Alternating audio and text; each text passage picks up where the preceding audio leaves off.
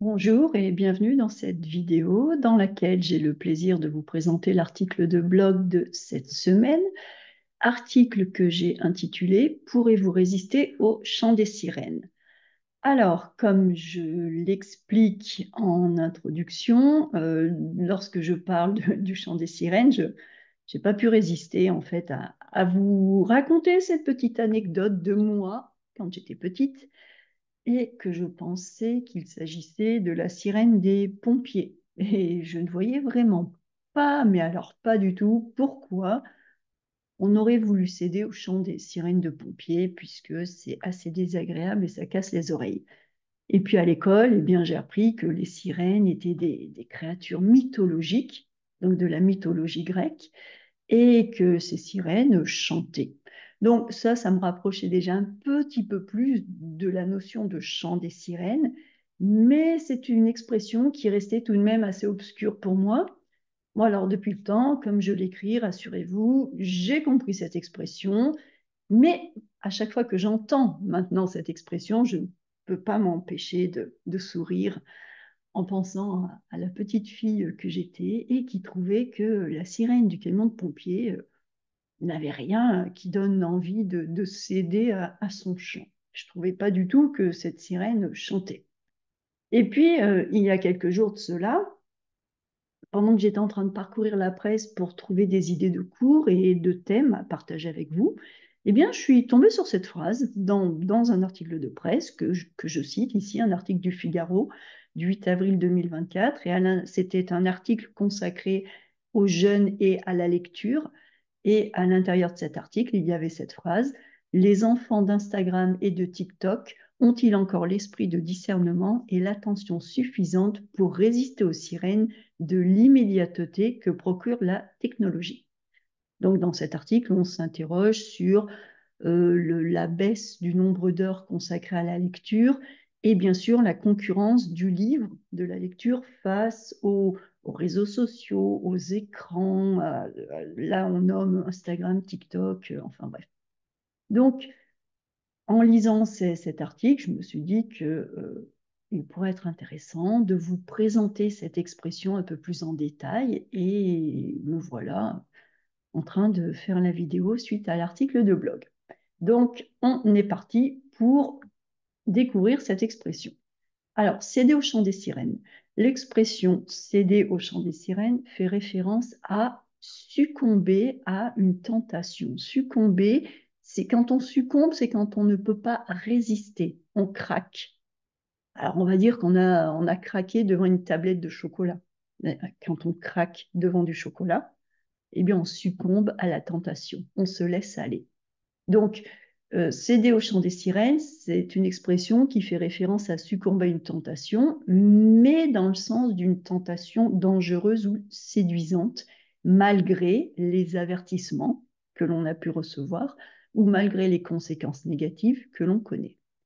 Donc, ainsi, céder au chant des sirènes signifie être séduit par quelque chose qui peut sembler attrayant ou agréable au premier abord, mais qui peut en réalité conduire à des résultats néfastes, négatifs, ou dangereux si on y cède. Donc, ça peut être utilisé dans divers contextes, que ce soit pour décrire une personne qui succombe à une mauvaise influence, qui abandonne ses principes pour un plaisir immédiat, ou qui prend une décision irréfléchie malgré les avertissements.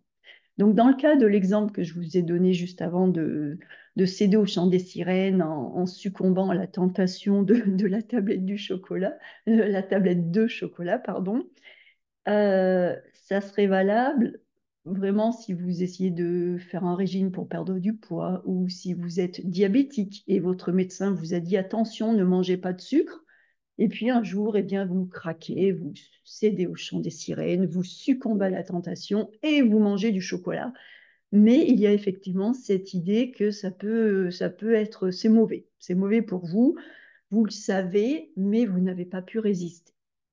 Donc cette expression, céder au chant des sirènes, succomber, se laisser séduire par le chant des sirènes, ne pas résister au chant des sirènes, eh bien ça signifie vraiment succomber à une tentation tout en sachant qu'on ne devrait pas.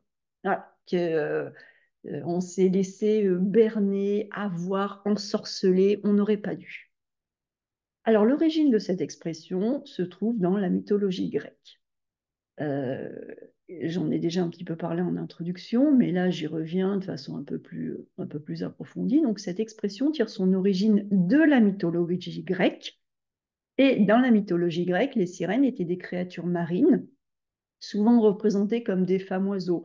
Aujourd'hui, on les présente beaucoup comme des femmes poissons, mais dans la mythologie, c'était des femmes oiseaux qui vivaient sur une île et elles sont connues pour leur voix enchanteresse et hypnotique. Le chant des sirènes, quand une sirène chante, cela vous envoûte, ça vous ensorcelle, vous êtes possédé, vous êtes hypnotisé, vous ne pouvez pas résister.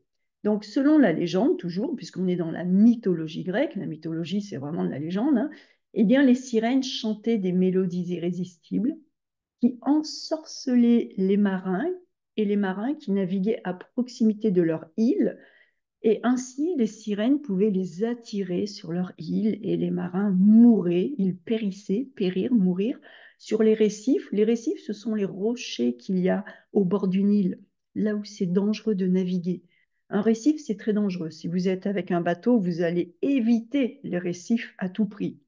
Mais là, les sirènes, eh bien, les sirènes étaient sur leur île et elles chantaient et leur chant qui était hypnotique, qui était envoûtant, eh bien, attirait irrésistiblement les marins et les bateaux allaient s'échouer, s'écraser, couler dans les récifs. Voilà. À la mythologie grecque, c'est un petit peu cruel, hein. Et donc, cette histoire des sirènes, elle est relatée, c'est-à-dire racontée. Relater, c'est raconter. On va relater des faits. Eh bien, cette histoire est relatée dans plusieurs œuvres de la littérature antique, et notamment dans le très célèbre Odyssée d'Homère.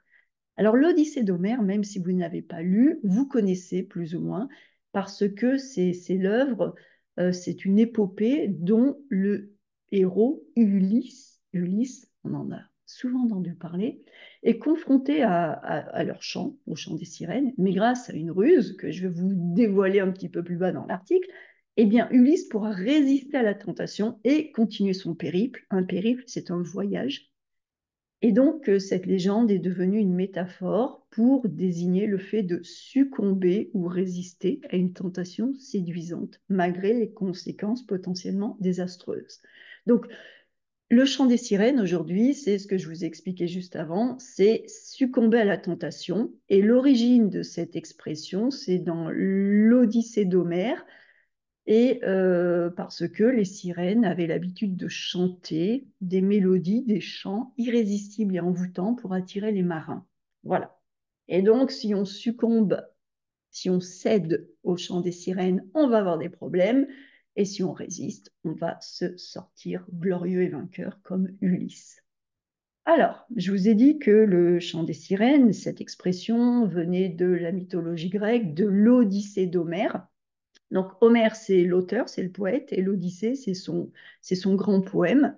Et Ulysse, c'est notre héros. Alors là, je vous en dis un petit peu plus parce que c'est quelque chose d'important. Si vous apprenez le français au niveau perfectionnement, il faut avoir quelques bases. Donc l'Odyssée, c'est un poème épique grec antique. Donc c'est un poème épique, il raconte des aventures grecques antiques de la Grèce ancienne qui est attribué à Homère. On dit bien attribué parce que bah, on n'y était pas, hein, mais bon, on pense que c'est Homère, ce poète, qui a écrit ce poème, l'Odyssée. Et l'Odyssée raconte les aventures d'Ulysse. Ulysse est un héros grec et c'est un roi. Et lors de son voyage de retour vers son royaume, Ithaque, après la guerre de Troie. Donc voilà, l'Odyssée, ça raconte les aventures d'Ulysse. Ulysse, c'est le roi d'Ithaque. Donc Ithaque est un royaume mythologique, hein, et il y a eu la guerre de Troie. Je vous en parlerai une autre fois, mais bon, il y a eu une guerre, et pour cette guerre, Ulysse est parti, il a quitté son royaume. Et donc ça, c'est ce qu'on nous raconte dans un autre poème qui s'appelle l'Iliade. Et l'Odyssée, ça raconte le voyage de retour. Ulysse a fini la guerre de Troie, et il revient dans son royaume. Et c'est l'Odyssée. L'Odyssée raconte le retour d'Ulysse dans son royaume.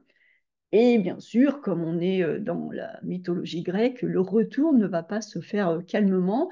Son retour va lui prendre plusieurs années, avec plein de péripéties. C'est pour ça que c'est épique. Donc, voilà un résumé succinct, c'est-à-dire bref, de l'histoire.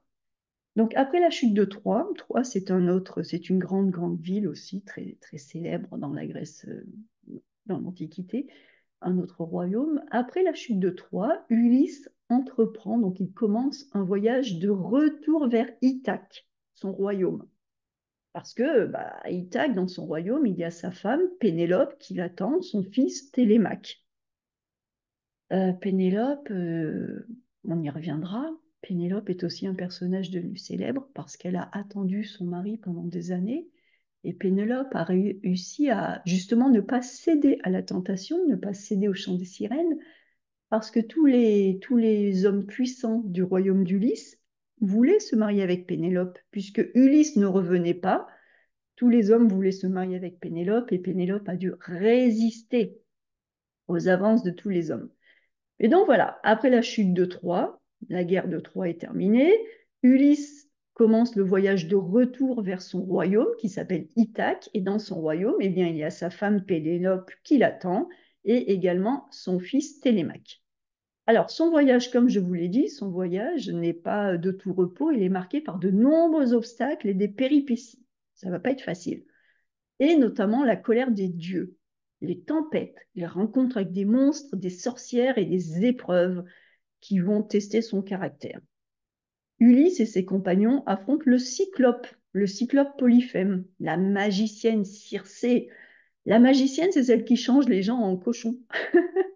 Les sirènes, ah bah justement, nos sirènes.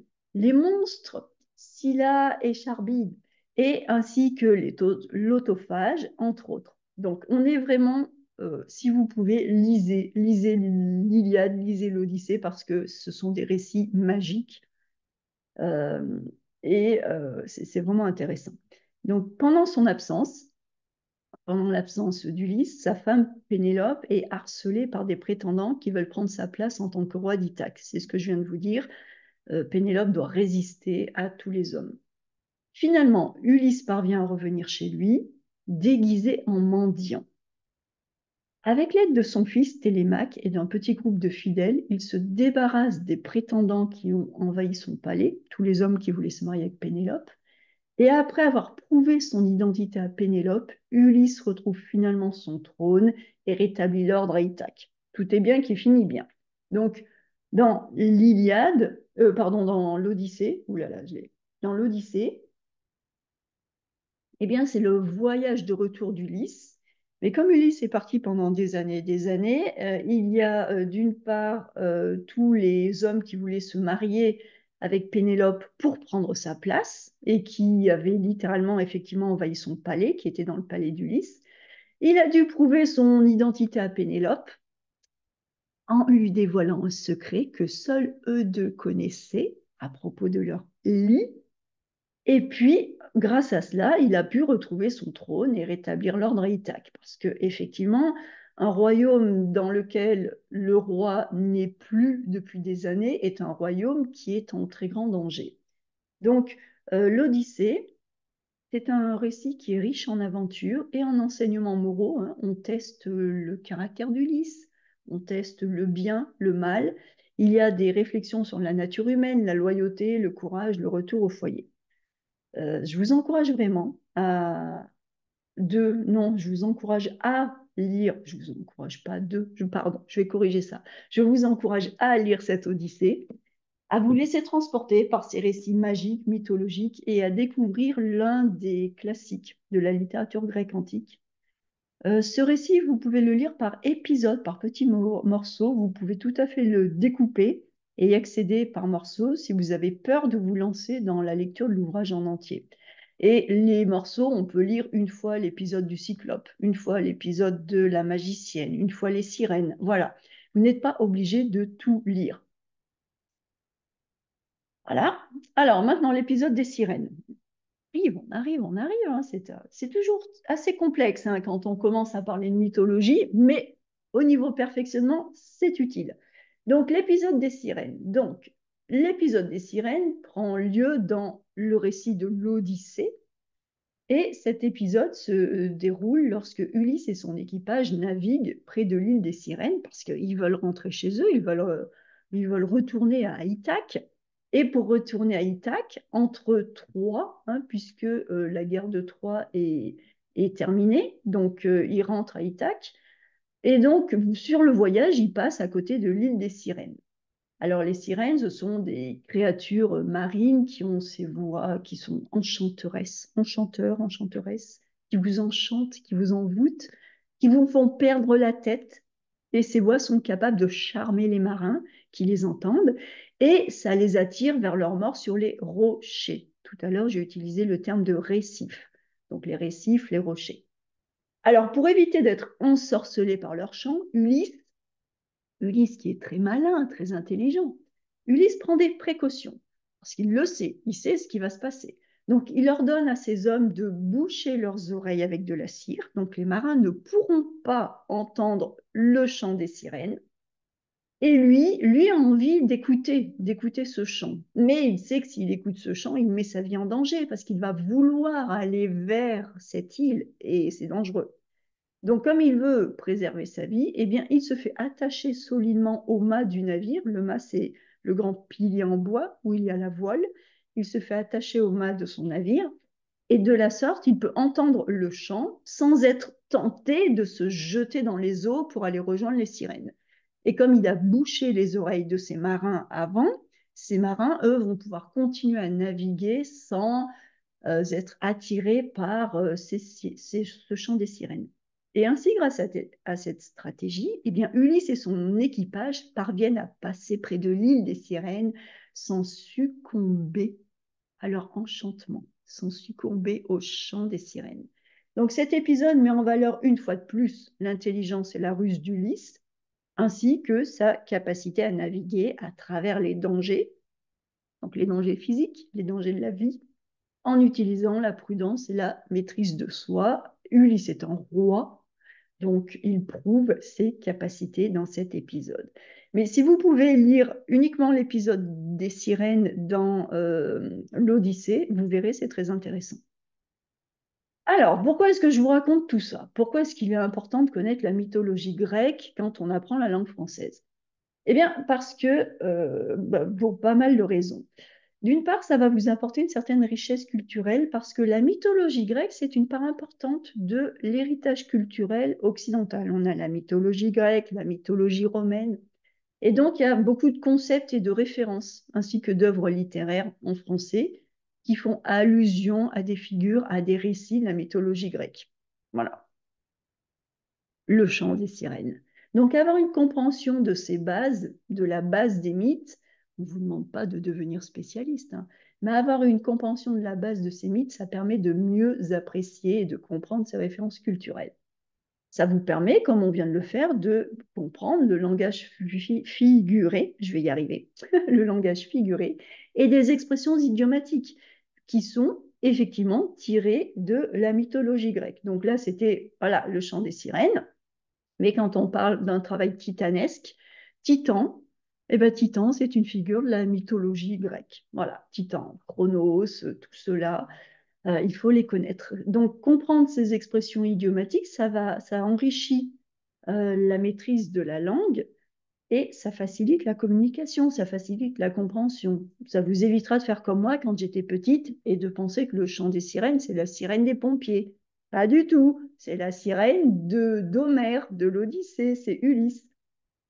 Et ça, la mythologie grecque a également un fort impact dans tout ce qui est littérature et art. C'est une source d'inspiration majeure pour de nombreux écrivains, des poètes, des artistes, même des cinéastes, des peintres à travers les âges.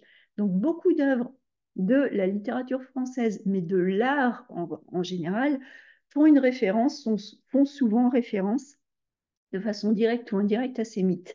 Et donc, avoir une connaissance de la mythologie grecque, ça permet de mieux comprendre, de mieux appréhender et de mieux apprécier la littérature et les arts français. Il y a des références, encore une fois, on ne vous demande pas de tout connaître, mais il y a certaines références qu'il faut connaître. Voilà. La compréhension du monde moderne, eh bien oui, parce qu'on a de nombreux concepts et des idées qui sont issus de cette mythologie grecque et qui continuent d'influencer notre culture et notre pensée contemporaine, en France, mais pas que. Donc, par exemple, le nom des planètes, du système solaire, des maladies, des phénomènes naturels, des concepts philosophiques ont des origines dans la mythologie grecque. Et connaître ces références, ça permet une meilleure compréhension du monde qui nous entoure. Voilà. Donc, en résumé, eh bien, la connaissance de la mythologie grecque enrichit la maîtrise de la langue française en offrant, et pour vous, en ayant une meilleure compréhension de la culture française, des expressions idiomatiques, décidément. Aujourd'hui, j'ai décidé d'avoir des problèmes en prononciation, des expressions idiomatiques, de la littérature, de la pensée contemporaine, des arts. Donc, c'est important. Donc, encore une fois, si vous pouvez, eh bien, allez lire par petits morceaux. Il existe des collections simplifiées pour vous présenter ces textes, mais prenez connaissance, même par épisode. Regardez des vidéos, regardez des dessins animés, mais renseignez-vous, essayez de connaître, de comprendre, parce que c'est très important, parce que effectivement, cette mythologie grecque, la Grèce antique, fait partie des origines de la culture française actuelle, même de la langue française. Il y a des mots que l'on retrouve. Donc, c'est très, très important. Ensuite, ce que je vous explique, c'est que vraiment, si vous voulez progresser, eh bien, il faut venir nous rejoindre dans notre cours de perfectionnement que vous trouverez ici sur sandrinescoffier.com/apprendre. Il est là. Et en rédigeant cet article sur le chant des sirènes, j'ai décidé d'ajouter, donc je vais voir dans quelques mois, un thème et effectivement sur la mythologie grecque. J'en ajouterai un autre ensuite sur la mythologie romaine parce que ce sont des éléments fondamentaux à connaître quand on apprend la langue française.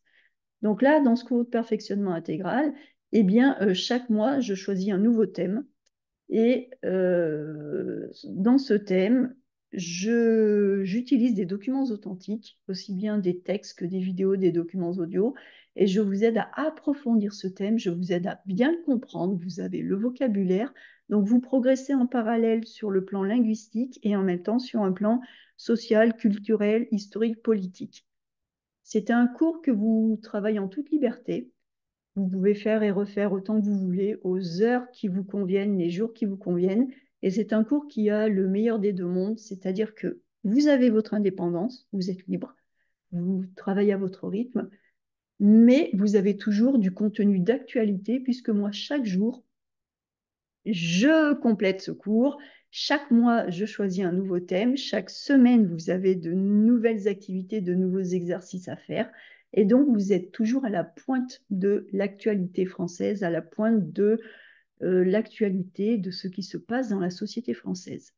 Donc, venez nous rejoindre dans ce cours parce que c'est vraiment le cours qui va vous permettre de travailler en autonomie, en indépendance, mais en ayant toujours du contenu à jour. C'est un cours qui vous appartient. Une fois que vous l'avez, vous avez un accès illimité. Et lorsque vous l'achetez, eh bien, je vous offre en bonus un accès illimité également à toute la bibliothèque d'archives des cours antérieurs.